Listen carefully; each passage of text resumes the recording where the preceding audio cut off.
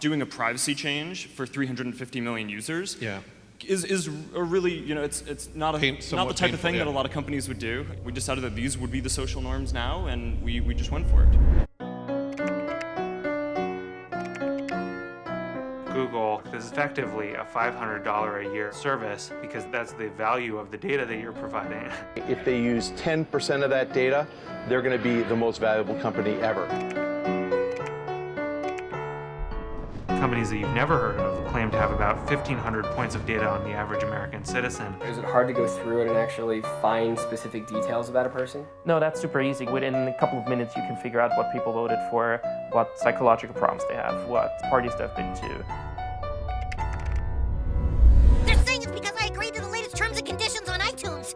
No one has read the terms and conditions. No one in the world. To the extent there have been contract decisions, they've held that these terms and conditions are valid. And what if your phone came with these long terms and conditions said, well, if you use the phone, the government can wiretap you? That would be insane. But that's the kind of world we're living in. Anything that's been digitized is not private.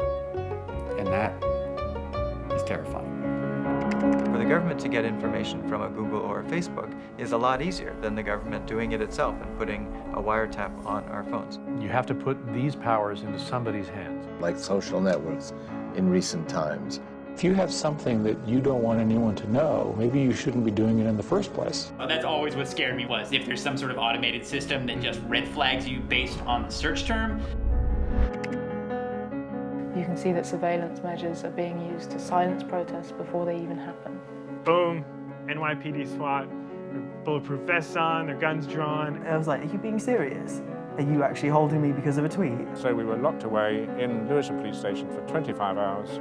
All these powerful institutions, they're not subject to the same invasions of privacy as the rest of us are. So far, the population seems fine with it. If they weren't, they know who to call.